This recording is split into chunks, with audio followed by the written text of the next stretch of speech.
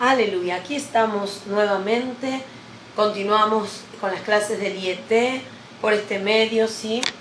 La lección número 3, epístolas generales. Al terminar esta lección ya tendrás a continuación el examen parcial, el examen número 1 de esta materia. Y como veníamos viendo, la última parte del libro de Santiago, auténtica sabiduría, ¿sí? ¿Y qué es tener auténtico, una verdadera, ser sabio realmente para Dios? Es saber que Dios es amor, entender que Dios nos ama, pero que también Él es justo y juzgará a todo el que haga algo en contra de su prójimo, porque así lo dice su palabra. Dice, hermanos, no murmuréis los unos de los otros. El que murmura del hermano y juzga a su hermano, murmura de la ley y juzga la ley. Pero si ni juzgas a la ley, no eres hacedor de la ley, sino juez. Si tú juzgas, a la ley, tú no eres hacedor, sino juez. Uno solo es el dador de la ley, que puede salvar y perder. Pero tú, ¿quién eres para que juzgues a otro? Santo Rey.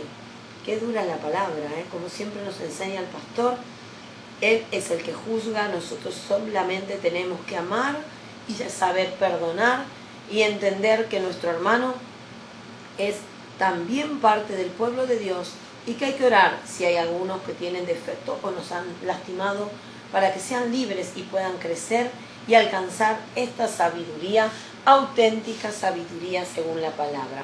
Estamos leyendo capítulo 4 de Santiago, versículos 11 y 12, ¿sí? Donde habla de no murmurar, de no calumniar. No tenemos derecho de difamar a otros, dice la palabra. Debo ver sus virtudes y cosas positivas de la vida de mi hermano, ¿sí? Dios es el único juez.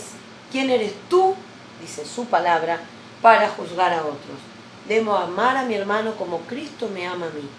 Uno de los peores pecados es el murmurar y el calumniar a nuestro hermano. ¿Por qué uno de los peores pecados? Porque tomamos derechos que solo le pertenecen a Dios. ¿Y quién nos creemos nosotros para ponernos?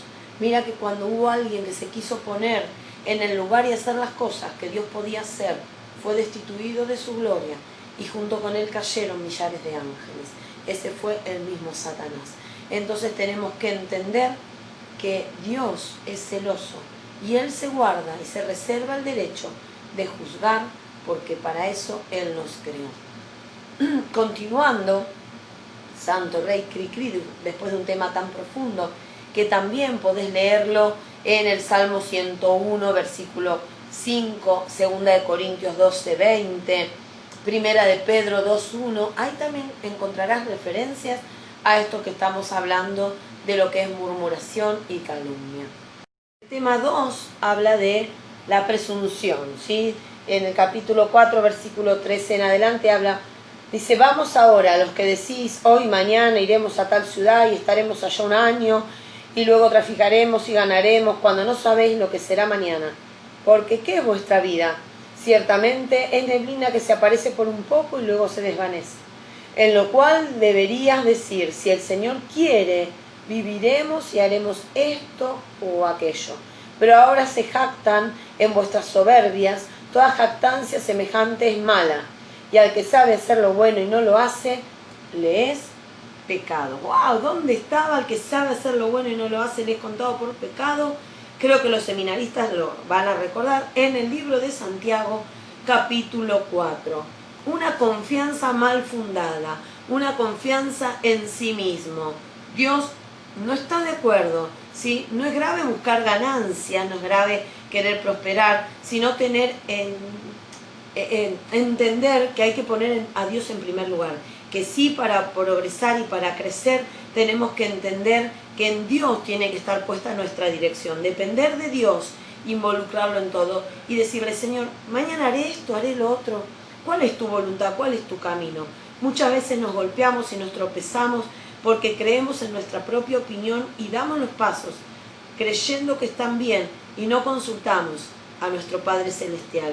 Y Él ama, ¿sí?, que sus hijos le consulten en todo. Hay que buscar cumplir con los proyectos de Dios, no vivir cumpliendo nuestros proyectos.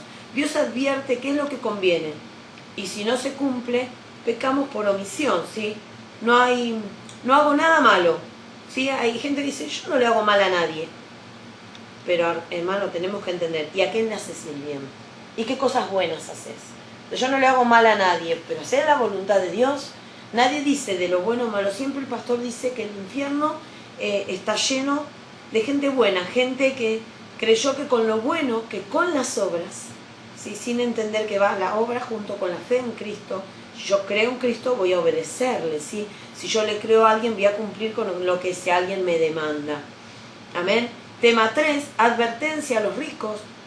Capítulo 5, del 1 al 6, habla de aquellos que por sus riquezas siguen queriendo acrecentar sus riquezas a costa, ¿sí? Como dice, de humillar, degradar o exigir o explotar al pobre. Vamos ahora, ricos, llorad y aullad por las miserias que os vendrán. Vuestras riquezas están podridas y vuestras ropas están comidas de polilla.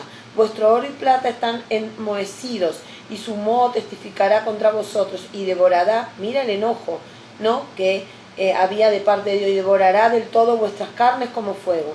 Habéis acumulado tesoros para los días postreros. He aquí clama el jornal de los obreros que han cosechado vuestras tierras, el cual por engaño no les han sido pagado por vosotros. Y si siguen leyendo de esto, habla de aquellos que por tener una posición encumbrada explotan a sus obreros, a los trabajadores. Y esto es en todas las áreas de la vida. No tenemos que vanagloriarnos de nuestra posición o utilizar nuestro cargo aún dentro de la iglesia para tener sirvientitos a nuestro favor. Estamos como hijos de Dios y como líderes, y cuanto más Dios te levante, estamos para servir, ¿sí? Santiago habla a los ricos con un tono profético de condenación. Según aquellos historiadores y según podemos ver, esta palabra se cumplió en primer lugar en el 70 después de Cristo, cuando los romanos tomaron Jerusalén y los ricos fueron desprovistos de todo, ¿sí? Todas sus riquezas se les quitaron. Ahí, aquellos que no quisieron escuchar cuando Santiago escribió, recibieron el fruto de esta palabra. Ricos incrédulos. Dios da siempre oportunidad de arrepentimiento. Siempre antes de la caída, Dios a través de alguna manera te advirtió. Siempre antes de la consecuencia, Dios de alguna manera te avisó para que endereces, o nos avisa para que enderecemos nuestros pasos. Obra y habla la palabra contra hacer solo tesoros en la tierra, pero nada en el cielo. Los bienes logrados justamente no son malos. Entiende que todo lo que vos logres bajo la dirección de Dios no es malo. Sí, cuando eso lo has logrado explotando a hermanos, a tu prójimo, a aquellos que están bajo tu corrección o bajo tu dirección. Y en aquel momento los ricos de la palabra que habla Santiago lucraban con el jornal del obrero. Le pagaban menos, le pagaban la mitad, lo hacían trabajar más horas. Hay 5 acusaciones en la palabra de Dios a los ricos: el mal uso de las riquezas, el retener lo que era de otros, el vivir ociosamente, patas para arriba y no hacemos nada, que lo hagan los demás, oprimir al inocente y matar al justo. ¿Sí? Y todo esto tenemos que entender. Cuando habla, en un momento habla que son como, habéis vivido en deleites, haber condenado, cuando habla de las fiestas antiguas, por ahí entrando en los oídos del Señor de los ejércitos, y habla de las fiestas antiguas en algún lado, por ahí estaba, ahora no lo encuentro, acá está, perdón. Habéis vivido en deleites sobre la tierra y sido disolutos, habéis engordado vuestros corazones como en el día de matanza. Cuando habla del día de matanza se refiere a las fiestas judías en el Antiguo Testamento, donde hacían fiestas, donde se mataban y donde había festejaban o celebraban con la muerte de los cristianos. Entonces, así compara Dios con aquellos ricos o gente de poder que se aprovecha del más débil y del inocente. Y para terminar, el tema 4 habla de la paciencia. Capítulo 5, wow, Señor, versículos 7 al 11. Por tanto, hermanos, tened paciencia hasta la venida del Señor. Santiago habla de ser pacientes y esperar solo en Dios, aún ante las injusticias. No quejarse uno de los otros, perseverar en medio de las pruebas, no jurar, porque como hijo de Dios la palabra dice, ay, te juro que lo voy a hacer. No, hermano, te juro que lo que dije es lo correcto. No, Ya la palabra tuya tiene que ser firme y la otra persona tiene que creer. Dios dice que no está bueno jurar, ¿sí? Ni por uno, ni por otro, ni por las cosas que están arriba, ni por las cosas que están abajo. Tu palabra tiene que ser una palabra firme, verdadera, porque tú y yo somos hijos de Dios. Gloria a Dios. Nos falta simplemente un pedacito, que es el tema número 5, y dice el poder de la oración. El capítulo 5, del 13 al 20, habla, si estás afligido, esto es sencillo. Si estás afligido, ora. Si estás alegre, canta alabanza.